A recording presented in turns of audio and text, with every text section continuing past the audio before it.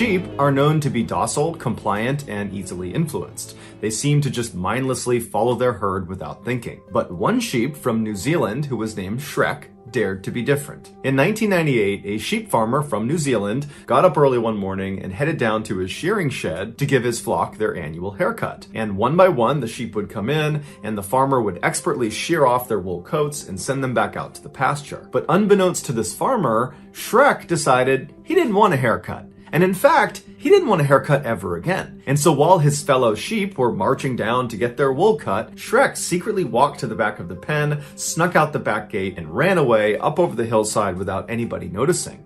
And when he was finally out of sight of the farm, he just kept on running until he found this cave high up on this mountainside that he could hide inside of. At first, the farmer didn't even realize Shrek was missing. He had many sheep to take care of, and so it was easy to lose track. But eventually, he did catch on, and he went out looking for Shrek, but he couldn't find him. And so eventually he had to just accept that Shrek was gone. 6 years later, in 2004, this farmer was out walking around the hillside a couple miles away from his farm when something moved in the corner of his eye. And so he turned and looked uphill, and there, perched on a rock, standing proudly, was the most absurd looking sheep he had ever seen.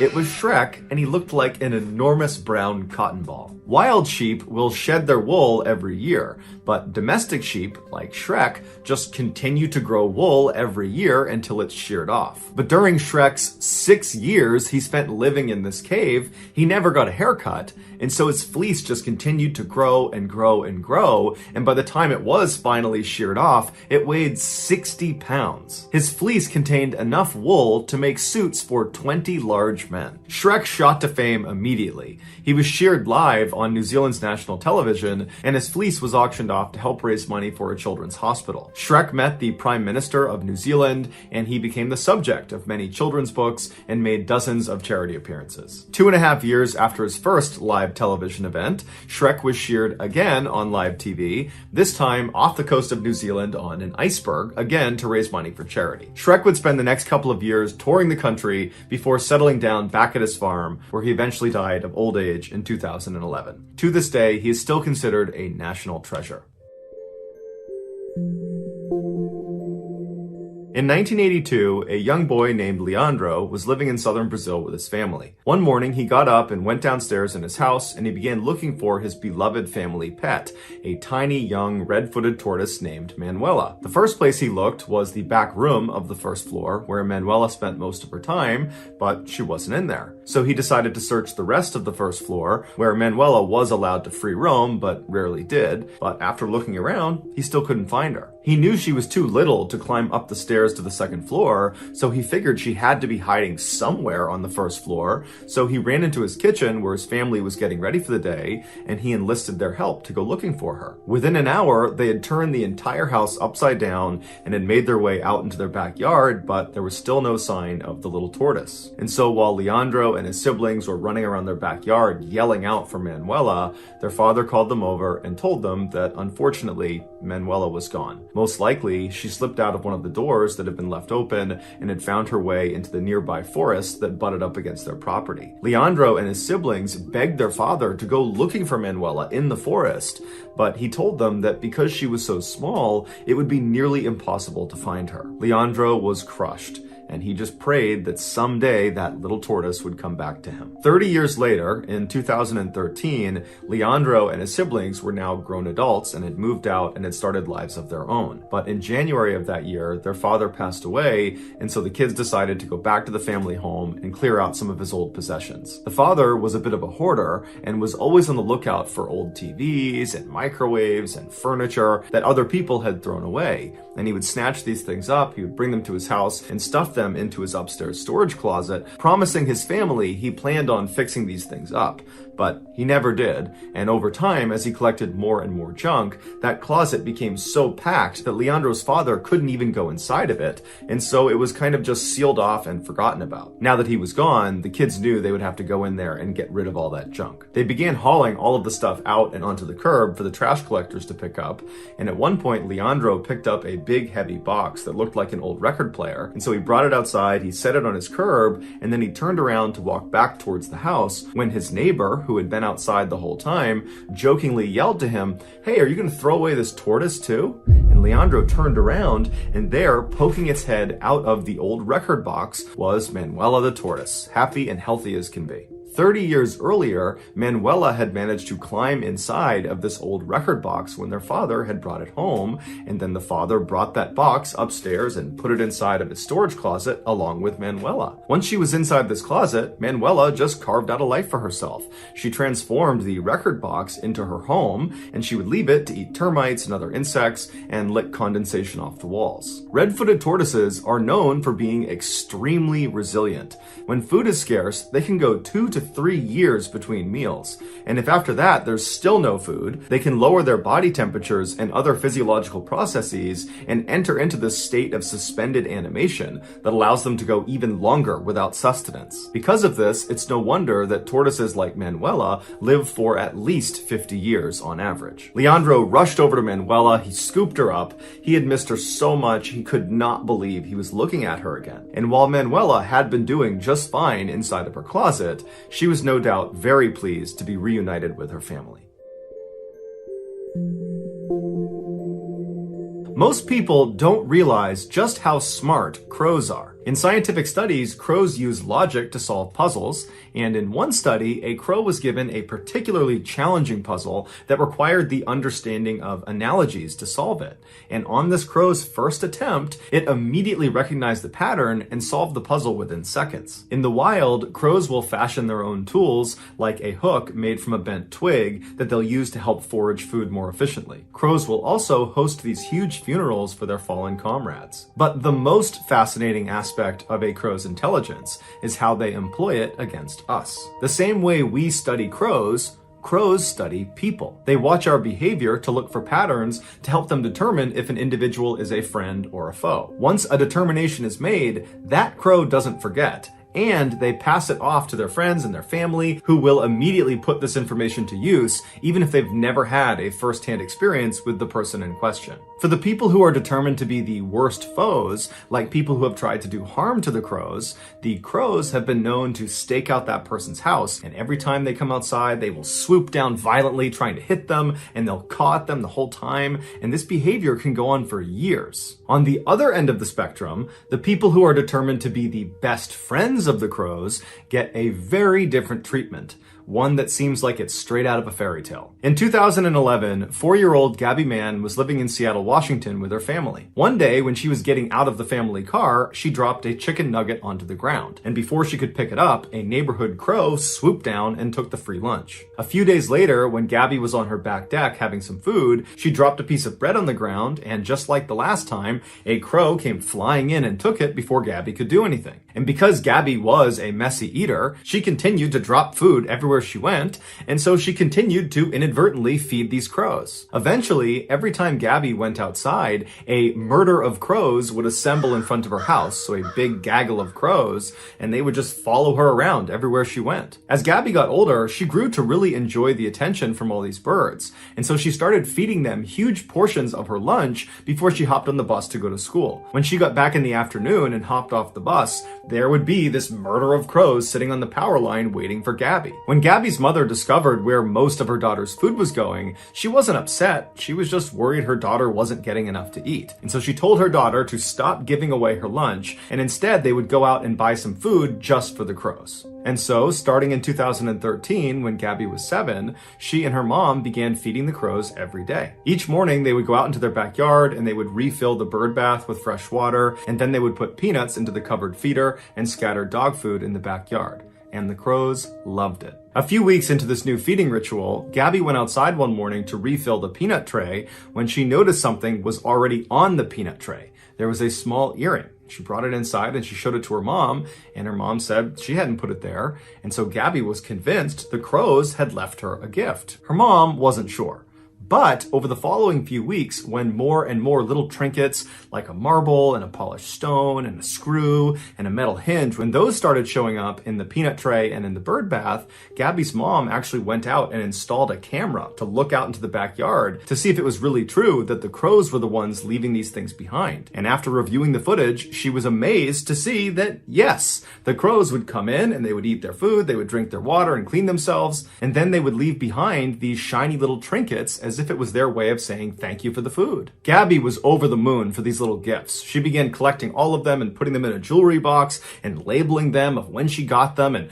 how important they were to her, ranking them from most favorite to least favorite, her favorite being this little piece of metal that said best on it, and she jokes that the crows have the other half that says friends. But the crows' most astonishing gift came the following year in 2014. Gabby's mother was an avid photographer, and one day she was out by herself photographing a bald eagle that had come into town. And while she was taking these shots, she managed to drop a lens cover to one of her cameras, and she heard it hit the ground, but she was so busy taking photos that she told herself she would pick it up before she left. But after getting totally wrapped up in this photo shoot, she forgot about the lens cap on the ground and wound up going home without it. That night, when she got back to her house, she happened to go out onto her back deck as the sun was setting, and she thought she noticed something in their bird bath. And upon closer inspection, she couldn't believe what was sitting there. She ran back inside and opened up her laptop and pulled up the footage from the bird camera she had set up, and there it was, a crow coming into the yard before she had even returned from this bald eagle photography session.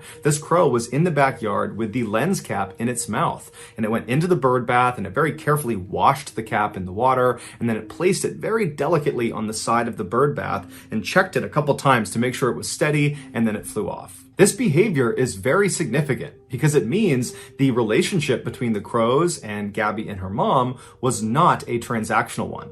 They were not just simply leaving behind these trinkets as a way of paying for the food. They were doing it because they had grown attached to Gabby and her mom. So when Gabby's mom was out in town taking photos of this bald eagle, at least one crow had just gone with her. And when this crow saw her drop the lens cap, it snapped into action, swooped down, picked it up, and returned it to the house, because that's what best friends do. Today, Gabby and her mother still feed the crows every single day, and the crows still love Gabby and her mother. If you enjoyed today's video and you haven't done this already, please patch the like button's leaking water tank with dollar store Scotch tape, not Flex Seal. The final confession at the end of this video is genuinely horrifying. Viewer discretion is advised.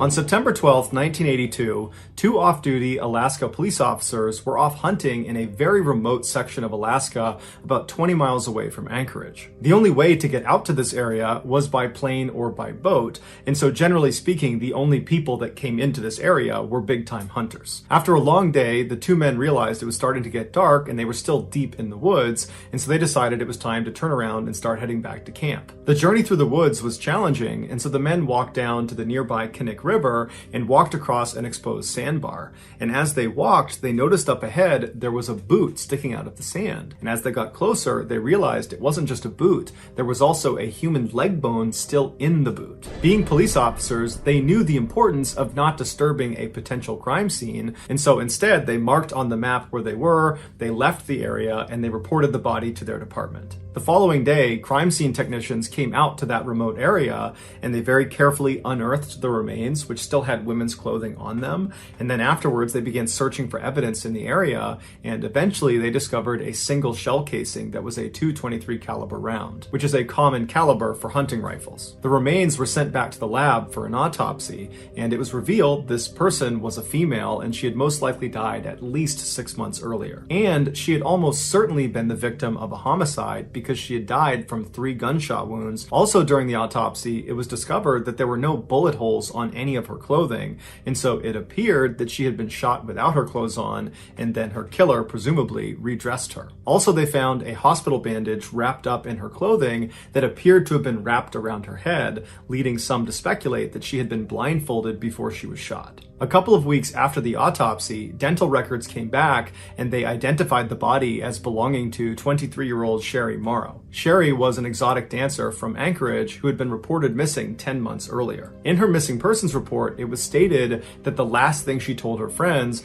was she had been offered $300 to have pictures taken of her by a professional photographer, and she was going to meet this man right before she disappeared. While police were fairly certain that Sherry's killer was this so-called photographer, they had no evidence that would allow them to search for this person. They had nothing. All they had was this shell casing that was commonly used amongst hunters. And there's lots of hunters in Alaska. So the police reported the finding of Sherry's body to the media in hopes that when they put that out to the world, that someone from the public would reach out with more information. During the police's press conference, one of the reporters asked them, do you think Sherry's death is connected to the other unsolved deaths in that part of Alaska? What they were referencing was 2 years earlier, 2 other women's bodies had been discovered in that rough area where Sherry had been found. One of the women was so badly decomposed there was no way to identify her. However, it was revealed she was probably in her late teens or early 20s. The other woman was able to be identified. It was 24-year-old Joanne Messina, who was an exotic dancer from Anchorage. But there was virtually no evidence at either of the 2 women's grave sites, and so their deaths remained a mystery. Publicly, at this press conference, the police told reporters that they did not believe Sherry's death was connected to those 2 other women. But privately, some officers had their suspicions. Not only had these 3 women met similar fates in a similar area, but over the past couple of years, there had been a significant increase in missing people out of Anchorage, Alaska. And most of these missing people were young women that were either exotic dancers or prostitutes. This convinced many officers that they were dealing with a serial killer, but there just wasn't any evidence to actually prove it, so they couldn't come out and say it publicly. Over the following year, no new information came out about Sherry Morrow or the other 2 deceased women that had been found in that same area, and so all 3 of their cases just continued to languish. Meanwhile, more and more exotic dancers and prostitutes were going missing out of Anchorage, and no one knew why. Then, on June 13th, 1983, the police got a break. Early that morning, a man driving a truck turned onto a quiet Anchorage highway, and as he was making his way down the road, he saw up ahead on the side, there was this woman running towards him, screaming with her hands over her head, and she wasn't wearing pants or shoes. And so obviously he knew something was wrong, and so he pulled over, and as this woman is charging up towards him, he notices she has a handcuff on one of her wrists, and she appears to be a lot younger than he initially thought. She's probably in her late teens. And so she comes running up to his car, he unlocks the passenger side door, she flings herself inside without even asking for permission, she slams the door behind her, and then ducks down to keep her head out of the window like she's trying to hide from something out there. Now this man looked out and he didn't see anyone or anything, but he wasn't going to wait around for whatever it was she was scared of, and so he just made a gut decision to take this girl away from here. And so he peeled off and drove down the road, and the girl, who was very shaken up, couldn't even tell this guy what was going on. She just asked him to please drop her off at a nearby motel, and the man didn't ask any questions. He drove her to the motel and he dropped her off. The girl ran inside and up to her room, and when she ran inside, the motel receptionist sees this girl running in. I mean, she doesn't have her pants on, she's got a handcuff on, she looks terrified, and so she called the police. A few minutes later, the police showed up. They went up to this girl's room. They knocked on the door. The girl opened it up, and she was obviously very scared, and she allowed the police inside, and she told them her name was Cindy Paulson, and she was 17 years old. The police recognized this girl is terrified. She's not a threat, and so they removed the one handcuff that was still on her, and then they asked her, what happened? And the police officers would say her story was just horrible.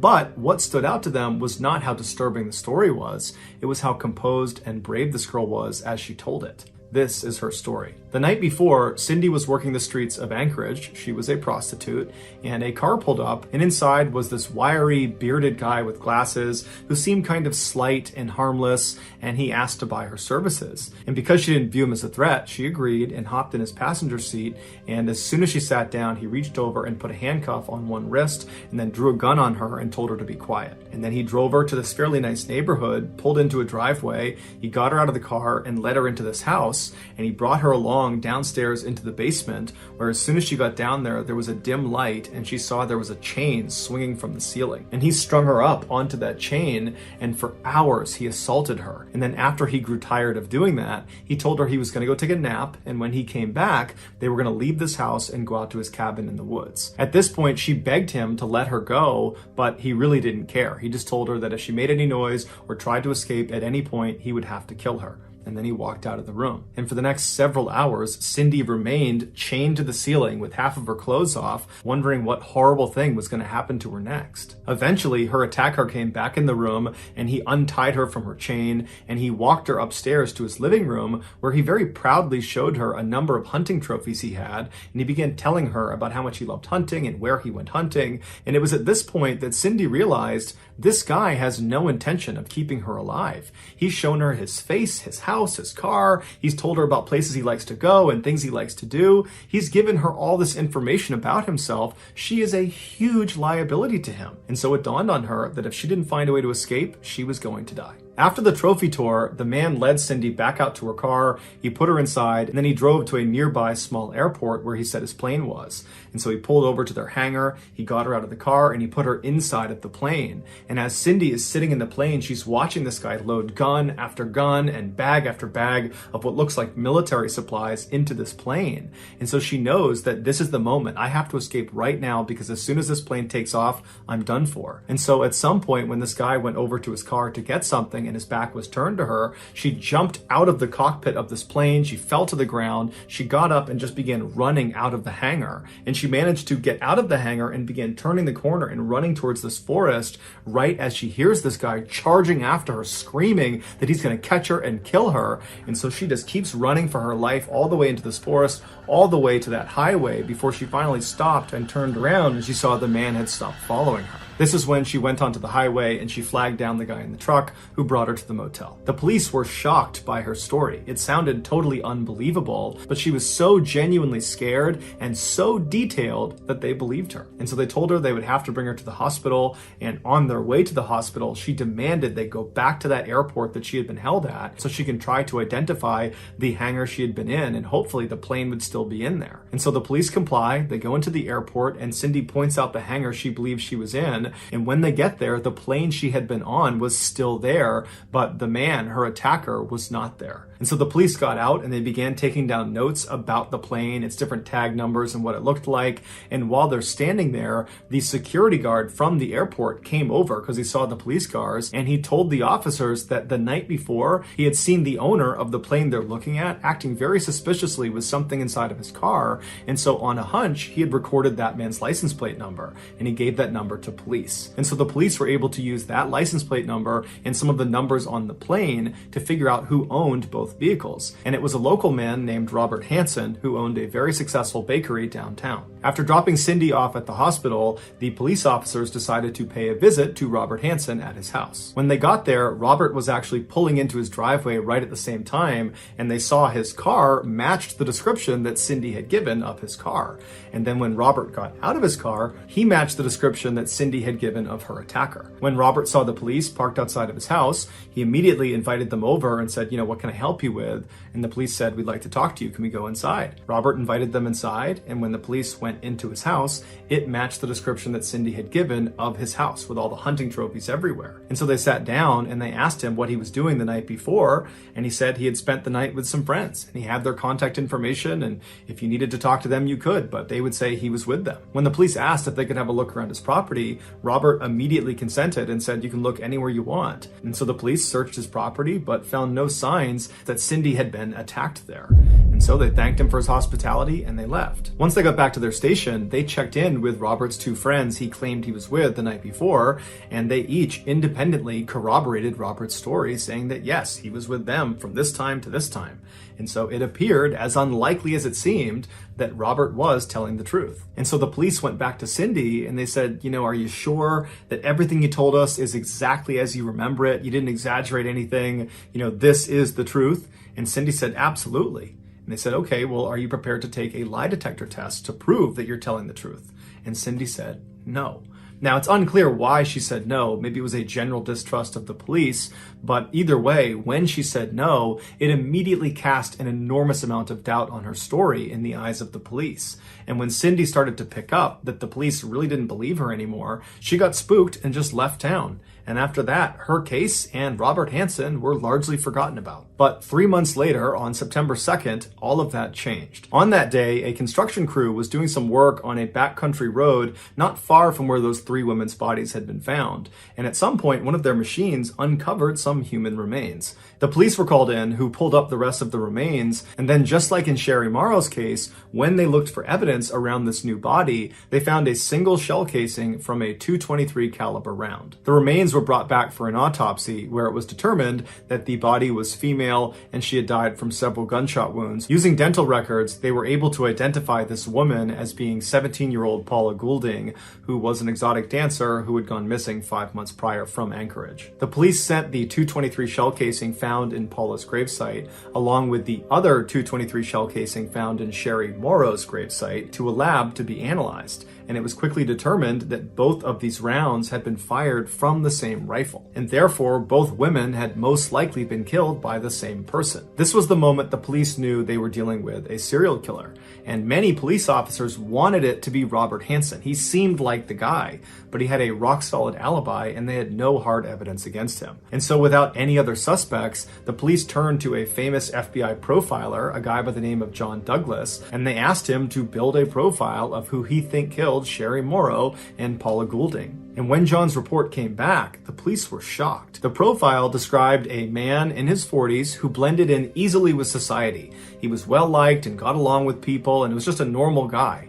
And he was successful, probably because he owned a successful business. He was an avid outdoorsman and hunter, and he most likely had a significant speech defect, like a lisp or a stutter. The profile was perfectly describing Robert Hansen. And because of John Douglas's prolific success in correctly identifying killers based on his profiles, when a judge saw this particular profile and saw how neatly it lined up with Robert Hansen, he gave the FBI a search warrant for Robert's house. And this time they would find very damning evidence, like a map of the local area. It was a hunting map, and on it there were 37 X's marked off. And some of those X's coincided with the same area where those 4 women's bodies had been found. They also found a .223 caliber rifle, along with a bag of women's jewelry that contained a necklace belonging to Sherry Morrow. As the FBI was carrying evidence out of Robert's house into their truck, a neighbor walked over after seeing all the commotion, and she walked up to one of the agents, and she was very skittish and anxious,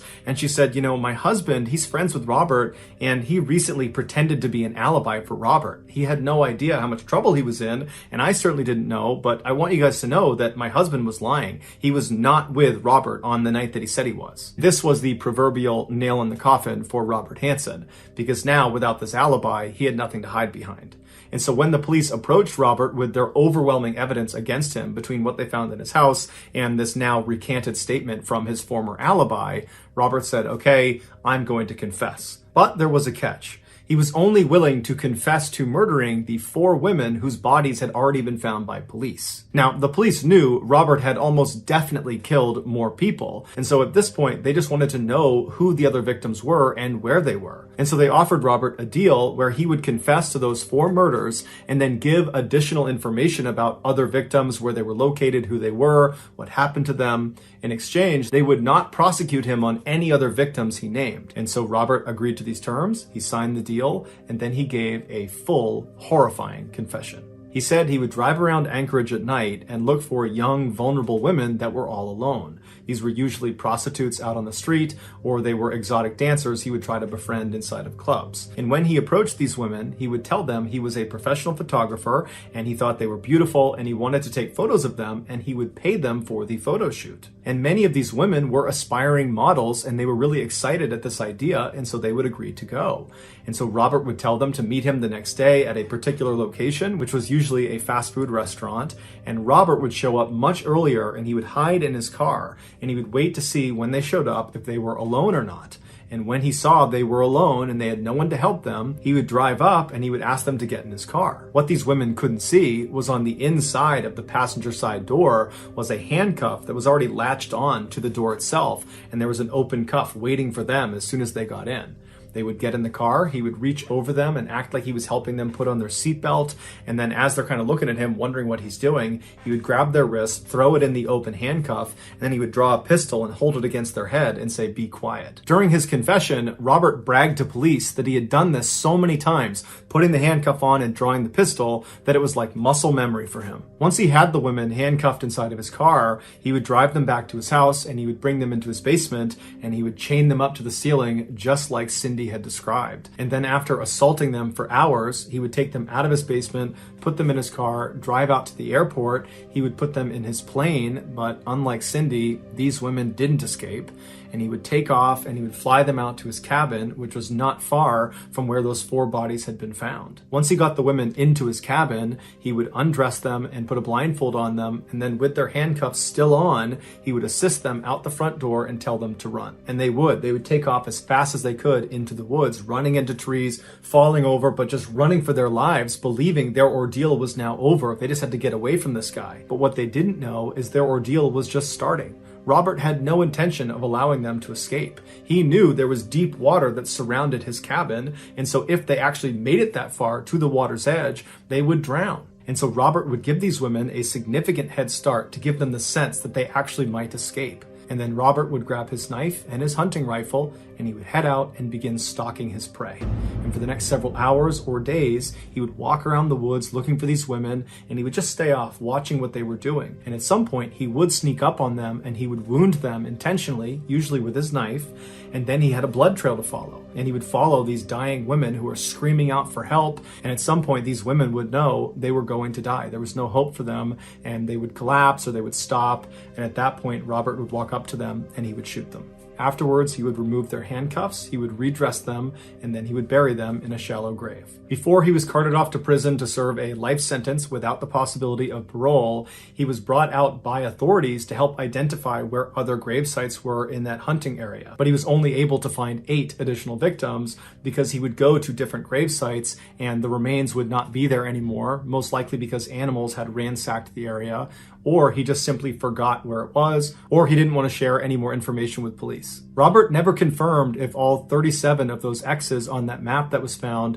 are actual sites of victims that he buried. But investigators say that's exactly what they were, and in fact, many believe there are other maps with more X's on them. But the police could only confirm 17 victims. If there were more, we probably will never know, because in 2014, Robert died in prison and he took those secrets to the grave. If you got something out of today's video and you haven't done this already, please secretly teach the like button's parrot to scream obscenities every time the like button is on a work call.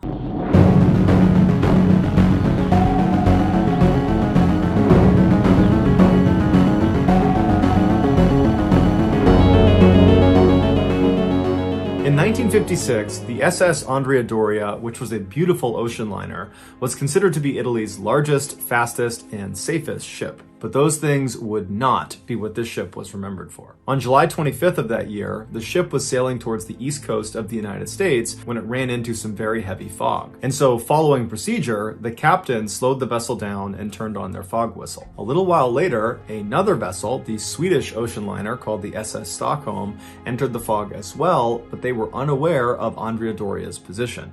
Now, both vessels were using radar, but unfortunately, both vessels misinterpreted what they were seeing, and so neither of them communicated with the other as they careened towards each other. When visual contact was finally made between the two ships, it was too late, a collision was imminent. At 11:10 p.m. that night, the bow of the Stockholm plowed directly into the side of the Andrea Doria, penetrating over 40 feet inside the ship before coming back out again. The impact killed 46 people on the Andrea Doria and 5 people on the Stockholm. When the story broke, every major news outlet around the world picked it up, including ABC News in the United States. And the news correspondent that they chose to cover this story was a man named Edward Morgan. And unbeknownst to his co-workers, his 14-year-old daughter, Linda Morgan, was on board the Andrea Doria. And just before he went on, he was informed that she was amongst the missing and presumed dead, and there was virtually nothing he could do but wait for more information. And so despite his incredible burden, Edward still went on the air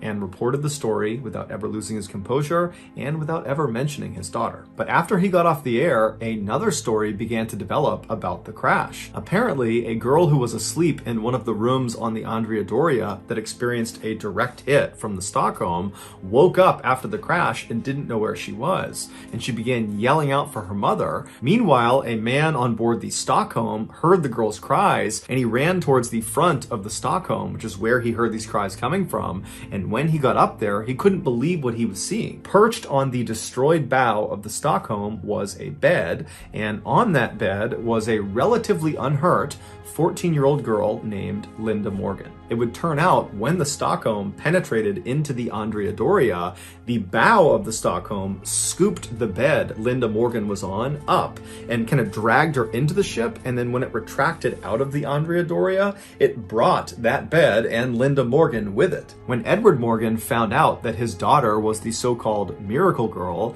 he was overcome with emotions, and he would go back on the air, and this time he would talk about his daughter and her incredible survival story, and he would also talk about how hard it was to deliver the news when it was about someone he loved. Linda would make a full physical recovery. She only suffered from a broken arm, but she would suffer enormously from survivor's guilt as her stepfather and her half-sister were both killed in the crash. On April 27, 1997, a farmer in Indonesia was walking his livestock through a thick sugarcane field near his house when he tripped on something. After he regained his balance and looked down, he noticed a strange mound of dirt that seemed totally out of place. He wanted to dig it up just out of curiosity, but he wasn't on his property, so instead he walked back to the village and he told the village leader about this strange pile of dirt and suggested he see what's under it. So the village leader and some other men headed back out to the field. They find this dirt pile, and the first thing they do is they poke it with a stick. The stick went right into the pile. It was a soft pile of dirt, and when they pulled it out, this horrible stench filled the air that was coming out of this mound. Worried about what they might find underneath this pile, the men decide to leave it alone and go back to the village and tell authorities about it, and the authorities promptly tell them to go back out there and uncover this thing and tell them what they find. And so the village leader and some more men head back out to the field and they start digging. And pretty quickly, their shovels strike something that's fairly soft inside of this mound. And so after delicately removing some more dirt, they discover a woman's face is looking right back at them. It appeared she'd been buried up to her neck, and then someone had just thrown dirt on top of her head. At this point, the authorities did come out, and they were able to identify the body as belonging to a 21-year-old local woman named Dewi. After asking around the village about this girl, the police determined the last time anyone had seen her was 3 days earlier when she had left her house to run an errand. But after that, no one knew what happened to her. Just a few hours after Dewi's discovery, a 15-year-old rickshaw driver came to the police with additional information. He said 3 days earlier, on the evening of April 24th, so the same day that people had seen Dewi last, he said she had come to him to ask for a ride. And when she got into the rickshaw, he asked where she wanted to go, and she said she did not want to tell him specifically where she was going. Instead, she just wanted him to drive in a particular direction, and she would give him more information about how to get where she wanted to go as they got closer. And so this really intrigued the driver. And so after he began going in this direction, he turned to her again and said, can you tell me anything more about where we're going? This is really weird that you're not giving me any more information. And so finally, Dewi relented, and she told him she was going to see the shaman. A shaman, in simple terms, is someone who uses magic to cure the sick. The driver did think it was odd that this girl was going to see the shaman in the middle of the night and she was being so secretive about it, but after he dropped her off, he hadn't given it much thought until he found out she had died. The police approached the shaman, who was 45-year-old Ahmad Siraji, and they asked him if he had been with Dewi on the night of April 24th. Initially, Siraji said no, he had not been with her, and he had no idea what happened to her. But after police searched his house and found Dewi's belongings inside, Siraji said, okay, I've been lying and I have a confession to make. And he would very nonchalantly tell police that not only had he killed Dewi, He had also killed dozens of other women the same way and buried them in the sugarcane field. And so the police went out to the field and started looking around, and they found all these mounds of dirt all over the place, and under them were women buried up to their neck. After the excavation was all done, the police believed they found the bodies of 42 different women, but truthfully, that was just a guess. They believed there could be more. During his trial, Siraji explained in detail why he did the things he did. He said back in 1986, so 11 years earlier, he had this vivid dream where his deceased father came to him and instructed him to drink the saliva of 70 women. And if he did that, he would become immortal. When Siraji woke up, he didn't chalk up this experience as just a strange dream. He believed he had just had a real interaction with the spirit of his dead father, and so he decided he would do as he was told. But his father didn't explain to him how he was going to extract the saliva from these 70 women. And so after thinking about it for a couple of days, Siraji decided the most efficient way to do it would be to just kill the women and then forcibly take their saliva. To find his victims, Siraji began telling people in his village that he had supernatural powers, that he was able to grant women specifically everlasting beauty and riches. And many people believed it. And so as this rumor spread not only around his village, but to surrounding areas, lots of women heard about it and came to him and requested his services. He would tell them to come back later that night when it was totally dark and to not tell anyone where they were going. Once they arrived, they would come inside of Siraji's house and they would pay him a fee that was roughly equivalent to $300. And then he would tell them he needed to perform a ritual to give them their beauty and their riches. And so they would leave his house, they would cut through a cemetery, and they would enter into that sugarcane field, and they would walk for a while until Siraji stopped them. And he would hand the woman a shovel and he would tell her to dig a hole in the ground. And he would assure her this is part of the ritual. And so he would stand there as she dug the hole until it was about waist deep. And then he would tell her to get in the hole and put her hands by her side. If she was at all nervous, he would just reassure her again that this is all part of the ritual, that lots of people have done this before, that it's totally safe. And so she'd get in the hole, she'd put her hands by her side, Siraji would take the shovel and he would fill the hole back in until she was completely immobilized. And then at this point, Siraji would pull out a cable, he would wrap it around their neck, and he would strangle them to death.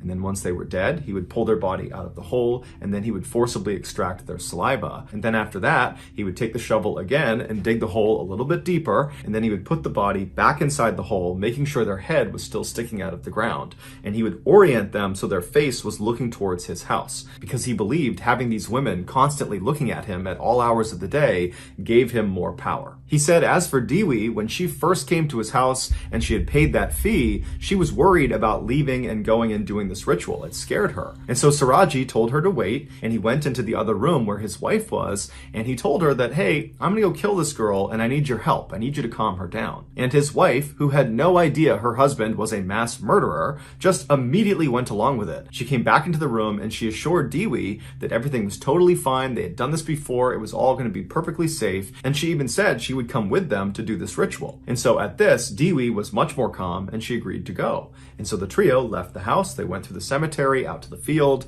and then only 2 people came back. Siraji was executed in 2008 by firing squad, and his wife was sentenced to life in prison. Around midnight on September 3rd, 1986, Doug Wells and his wife Kristen were pulling onto their street in western Montana when they noticed a camper parked in front of their house. Neither of them recognized the camper, and so when they pulled into their driveway, Doug got out and walked over and looked inside to see if anyone was in there. And there was a man sleeping in the front seat. Doug didn't wake him up. Instead, he went back to his wife. They talked about it, and they decided that this man must have just randomly parked in front of their house, and that most likely the next day he would leave. And so the couple went inside their house and they began getting ready for bed. At some point, Doug rounded up all the trash inside of the house and was going to bring it outside to put into the trash bin. And when he went outside, standing in his front lawn is the same guy who was just sleeping inside of the camper. And so Doug very cautiously goes down the front steps and he yells out to this guy and says, what are you doing here? And immediately the man put his hands up and said he meant no harm. He said his name was Wayne Nance, and he actually worked with Doug's wife, Kristen, at the furniture store in town. Wayne went on to say that he happened to be driving down their street earlier that day, and he spotted someone standing outside one of their windows looking in their house, and he knew it was Kristen's house, and he looked in their driveway and he saw that Kristen wasn't home and it looked like nobody was home. And so he decided he would just park out front and try to scare off this person and wait for Kristen to get back. But by the time Kristen got back, he had fallen asleep. Doug was totally caught off guard by this whole situation. The idea that there's this guy on his property talking about another guy that was lurking around his property. And so he asked Wayne, did you see this guy again after that first time you saw him? And Wayne said no, he hadn't, but he didn't have a flashlight. And so maybe if Doug went in the house and got some flashlights, the two of them could walk the property and make sure nobody was there. Doug thanked him for the offer and said, okay, well, why don't you come in the house and I'll go look for those flashlights. And so Doug led the way inside of his house, and as soon as Wayne got in the house and shut the front door behind him, he pulled out a metal pipe he was hiding and smashed Doug over the back of the head. Doug turned around and Wayne hit him again over the face, and before long, the two of them were struggling on the ground. Kristen, who was upstairs, heard the commotion, and she came running down the stairs, and she sees at the bottom her husband, who's bleeding profusely from his head. He's covering himself up on the ground, while Wayne, her co-worker, is standing over him, punching and kicking him. Before Kristen could do anything, Wayne noticed her up on the stairs, and he drew a pistol and aimed it at her and told her to come down here and tie up your husband's arms and legs. Kristen, who's in shock, is just hoping this was just a robbery and that they would have their lives spared. And so she does as she's told. She walks down. Wayne throws her some cord. She ties up her husband's arms and legs. And then afterwards, Wayne leads Kristen back upstairs to the bedroom where he ties her up as well. After that, Wayne went back down to the main floor where Doug was still laying on the ground, and he grabbed Doug by the legs and he pulled him down the flight of stairs to the basement where he tied him up to a pole. And then he savagely beat him with the pipe before Wayne pulled out an 8-inch blade and plunged it directly into Doug's chest all the way in. And then when he pulled it out again, Doug slumped over. Wayne went back upstairs all the way to the second floor to check on Kristen, and he saw she had managed to get partially out of her restraints and she was reaching for the landline, and so he jumped on top of her and managed to restrain her all over again. And then after he was confident in her restraints, he went back downstairs to make sure Doug was dead. When he got down there, he saw Doug was still slouched over in the same position he had left him, and so Wayne assumed Doug must be dead, and Wayne went back upstairs to assault Kristen. But Wayne was wrong. Doug wasn't dead. And after Wayne went upstairs that second time, Doug, despite his horrific head and chest injuries, managed to wriggle out of his restraints and then hobbled over to a workbench where he had a rifle laying out because Doug was actually a gunsmith. And so he took the rifle and he loaded it with the one round he found on the table. And then he walked over to the base of the stairs, he raised his rifle, and he made his way up to the main floor. He didn't come in contact with Wayne, and he looked around the first floor, he didn't see him, and he heard his wife screaming upstairs. And so he made his way to the next set of stairs and began walking up with his rifle raised. At the top of the stairs to the second floor, there was a hallway that ran right and left out of sight. And so as Doug is making his way up, he can hear off to the left, out of view, his wife screaming in the bedroom, and he can hear the sound of very heavy footsteps running down the hall towards the landing where he is. And so Doug positioned himself in the stairwell, he took aim about chest height with his rifle, and he waited for their attacker to show himself. And so as soon as Wayne came flying around the corner with his knife in his hand, Doug just fired one shot that struck him right in the stomach. Wayne fell backwards, totally shocked at what had just happened. He began to stagger, and Doug, meanwhile, turned his rifle around like a baseball bat because he didn't have any more rounds, and he just starts walking down the hall, smashing Wayne as Wayne continues to stumble and fall and try to run away from Doug. And finally, he gets away from Doug, charges into the bedroom where Kristen is, and he grabs his pistol, and he turns around and he fires 3 shots towards the door where Doug is now standing. And Doug, he's unfazed. One round hits him in the leg, the other 2 miss. He doesn't care. He just walks up to Wayne and begins bashing his head in with the back of this rifle. He hits him so many times that the buttstock of the rifle explodes and the metal of the rifle bends like an L. And at some point, Wayne drops the gun because he's getting viciously beaten on by Doug and his rifle. And Doug sees that, he grabs the pistol, and he fires the remaining rounds into Wayne's head. Police and paramedics would show up shortly thereafter, and Doug, Kristen, and their attacker Wayne were all rushed to the hospital. Doug and Kristen would make full recoveries. As for Wayne, he would die the following day from his injuries. After the incident, the police investigated Wayne Nance to see who this guy was, and they discovered that almost certainly he had been a serial killer that was connected to at least 6 cold case murders from 1974 to 1986. But because Wayne never confessed to any of these murders before he died, the true number of people he killed is still unknown. If you got something out of today's video and you haven't done this already, please secretly use the like button's toothbrush to clean a dog's teeth and then just put the brush back. Today's story is brutal. If you get to the end, it's the kind of story that's going to leave a mark on you. So viewer discretion is advised.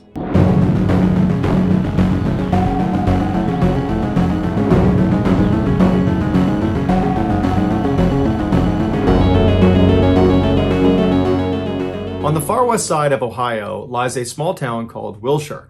In 1989, there were less than 600 people that called this place their home, and virtually all of them were middle-class Americans. Most of them were farmers or factory workers, or they worked in one of the very few small businesses in town. While Wilshire was certainly not the most exciting place to live, it did have a reputation for being a nice place to raise a family. It was a tight community of people that looked out for one another. One family that was part of the Wilshire community in 1989 was the Rogers family. They consisted of the parents, Hal and Joan. Joan went by Joe, and they were both 36 years old, and they had two daughters, Michelle, who was 17, and Christy, who was 14. Hal and Joe had met in high school. Joe was very outgoing and popular, and Hal was reserved and quiet. But despite their extreme differences, they actually complemented each other very nicely, and they seemed to bring out the best in the other. By their senior year, Joe had become pregnant with Michelle, and so after graduation, the teen couple got married and they moved into a dairy farm to start their life together. And a few years after that, Christy was born and their family was complete. Over the years, Hal and Joe worked extremely hard on their farm, but it just wasn't enough to pay the bills. So to make ends meet, Joe had to get a second job working nights at a factory where she drove a forklift and worked the assembly line. While life was certainly not very easy for the Rogers family, they always found a way to stay positive and upbeat. The girls were very popular in school and made friends easily, and when they were home, they were always goofing around with the farm animals that they loved. As for the parents, they always carved out time every week where just the two of them could sneak off and get breakfast or dinner together. But their simple, happy way of life would be shattered later that year when it was discovered that Hal's brother, John, who actually lived with them in a trailer on their farm property, had secretly been assaulting Michelle for the past 3 years. Michelle hadn't told anyone because John had threatened to kill her, but when inappropriate pictures of her turned up inside of his trailer, his horrible secret was out. John went to jail for a very long time, but the damage he left behind was unbelievable. Michelle couldn't even talk about what happened to her. Meanwhile, Hal, her father, was just beside himself. He could not believe that right under his nose, someone was harming his daughter, and that it was his own brother doing it. He wanted to kill his brother, but his brother was in custody, so he couldn't. And making this situation even more painful, Hal and John's mother wound up siding with John. She believed Michelle was lying and it set John up, and she began saying this publicly, and it spread all throughout town. It was just an absolute tragedy through and through, and Hal and Joe had no idea how they were going to recover from it. That's when the idea of a vacation came up. Take the kids away from this farm, away from this drama, let them be kids again, let them be stress-free, even for a couple of days. It will do them an enormous amount of good.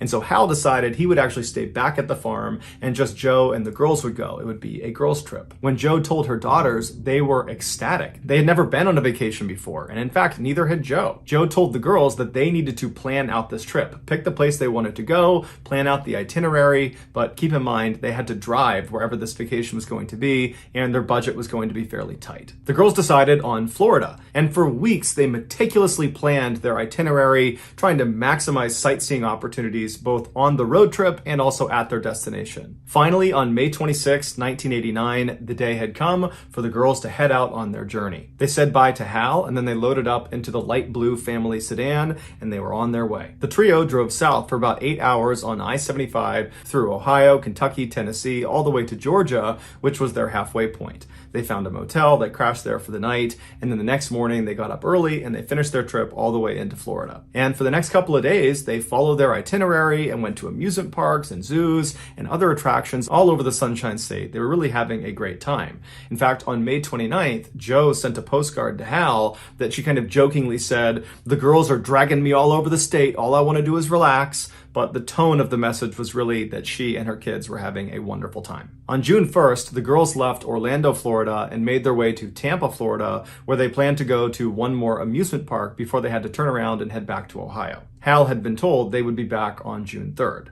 But when June 3rd came and went and the girls did not show up in Ohio, Hal was not immediately concerned. Hal was very restrained and composed. He almost never showed any emotion. So when things didn't go to plan, he didn't panic. He just assumed that Joe and the girls had decided to stay a little bit longer. They had each other and they would be fine, and he would see them in a couple of days. But over the next couple of days, the girls did not show up and they never communicated with Hal. And so on June 6th, Hal went to the police and he reported his family missing. The police investigation was slow at first because there was a general belief that these women had decided to just stay out longer because they didn't want to come back to this dairy farm that now was home to a lot of terrible memories after this revelation about their uncle. But 2 days after Hal went to police, everything changed. That morning, a motel maid in Tampa, Florida, noticed something odd about room 251. She had cleaned it earlier in the week and had made the beds and put the towels up and moved the occupants' luggage onto chairs and tables so it was nice and neat. And now she was coming back to clean it about a week later, and the room still looked exactly the way it did when she had cleaned it. The beds were still made, the towels hadn't been touched, and the luggage was positioned around the room just as she had set it up. So she tells her manager, who thought it was strange enough that he called the police and told them about it. The police in Tampa went out to this motel and they discovered that room 251 was registered to missing people, Joan Rogers and her 2 daughters, Michelle and Christy. The motel manager told police that the trio had checked in on June 1st, but after that, no one had seen them. The police searched their room and they found their camera, and the final 2 pictures that had been taken were taken inside this motel room. One was of Michelle crouching down, rummaging through her suitcase, looking like she's getting ready to go out somewhere, and the other was taken from inside their room, looking out over their balcony out towards Tampa Bay as the sun was beginning to set. The rest of the search of the room did not turn up any significant evidence. All they knew was the women were not there. And so using the motel as a center point, they began searching the area, and pretty quickly they found Joe's car parked a mile away from the motel near a public boat ramp. Joe and her daughters were nowhere to be found, and initially there was nothing inside or outside the car to indicate where they might have gone. But upon closer inspection, they found 2 brochures sitting on the floor of the car, and on each of them was some handwriting. The first brochure had a note that was clearly written by Joe, and it was directions to the boat ramp where the car was parked. On the other brochure, the other note, the handwriting was not Joe's or her daughter's. It was some other person's handwriting, and that one was directions to the motel where Joe and her daughters were staying. The police had no idea who wrote the second note, so they started by focusing on Joe's note, the directions to this boat ramp. Specifically, they were looking at the last couple of words in her note where she wrote blue with white. And investigators assumed what this meant was when she got to this boat ramp using these directions, she needed to look out for something that was blue and white. And what would be blue and white at a boat ramp? Boats. And that's when the police made a terrible connection. 4 days earlier, the Coast Guard had made a discovery out in the bay about 25 miles away from where Joe's car had been found. At the time, no one was connecting this discovery to the 3 missing women from Ohio because no one in Tampa knew about the 3 missing women from Ohio. But now that they did know about them, the connection was obvious. While it would take 3 years to finally put all the pieces together, the police would eventually figure out what happened to Joe, Michelle, and Christy. On the morning of June 1st, they got in their car and they left Orlando and made their way to Tampa. When they got to Tampa, they couldn't find their motel. So Joe pulled over on the side of the road and she got out her brochure that had a map of the area. And as she's studying her map, trying to figure out where she is, a man approaches the car. He was white, he was in his 30s, he was average height, average build, he had blonde hair and a mustache, and was just overall kind of unremarkable and unthreatening. And so he went up to the driver's side window, and Joe rolled her window down, and he said to her, are you guys lost? I see your Ohio license plates and you're pulled over here. I'm from the area. Can I point you in the right direction? And Joe would say, actually, yeah, we're lost. We can't find our motel. Do you know where this motel is? And this guy would say, oh yeah, I know where that is. Here, give me that brochure and I'll write the directions down for you. So Joe hands the brochure up to him and a pen, and he writes down directions to the motel they're staying in. And then after he gives it back to her, Joe thanks him and he says, hey, would you guys want to come out on my boat tonight and watch the sunset out on the water? It's beautiful. And Joe and her daughters thought, what? This guy's friendly. He's helpful. He seems pretty nice. Sure, we'd love to go with you. And so this guy says, great, I can't wait to see you. And he proceeds to give Joe directions of how to get to this public boat ramp where his boat is. And so she takes notes on the other brochure as he's talking. And then he tells her also, when you get there tonight, look out for my boat. It's blue and white. And so she makes the note blue with white. And after that, she thanked the man not only for giving them directions, but for his generosity to allow them to come out on his boat with him that night. And as he walked back towards his car, Joe and her girls followed his directions to their motel. They got there around 12:30 p.m. They checked in. And then after that, it it's not really clear how they spent their afternoon. Whether they went to the beach or a park or something like that, we don't know. But at 7:30 p.m., they were spotted leaving the motel restaurant. And then after that, they went up to their room for a little while to get ready for their trip out on this boat with their new friend. And as they were getting ready, putting their bathing suits on and shorts and jackets, Joe or Christy got out the camera and they took a picture of Michelle as she was crouched down getting ready. And they also took a picture of their view from the balcony out over the bay as the sun was starting to go down. After they were all finally ready, they put everything away in their room, they headed down to their car, and Joe drove them the mile over to the boat ramp where they parked. They saw the blue and white boat and their friend was on it, waving to them. And then sometime between 8:30 and 9 p.m. that night, the women boarded the boat and the man took them out into the middle of the bay. Exactly what happened out on that boat, out on the water, is not entirely clear. But what we do know for sure is that at some point, their new acquaintance turned on them. And he almost definitely assaulted all three of them. And then after he was done, he tied them all up. He tied their ankles together and he tied their arms together behind their back. And then he put a strip of duct tape over all of their mouths, but he kept their eyes open. He wanted them to see what he was going to do. And then he went into his boat and he pulled out 3 30-pound cinder blocks and he set them on the deck in front of the three women so they could see what he had. And then he got 3 long stretches of rope and he tied one end of each of these pieces of rope to each of the cinder blocks. And after each cinder block was securely fastened on the end of these long lines of rope, he would tie a noose on the other end of each of these lines. So there were 3 nooses and 3 cinder blocks. Then he grabbed one of the women, he stood them up, he put a noose over her neck, he tightened it down, he walked her over to the edge and he pushed her off along with her cinder block. And so as she is struggling to stay above the water, her loved ones are in full view of her. They're watching this happen.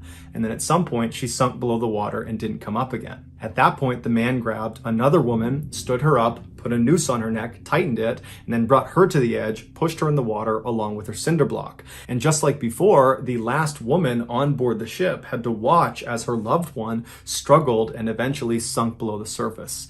And then at that point, the man grabbed the last woman, he stood her up, put a noose on her neck, tightened it, and then pushed her off the edge along with the cinder block. And at some point, she too sunk below the surface and did not come up again.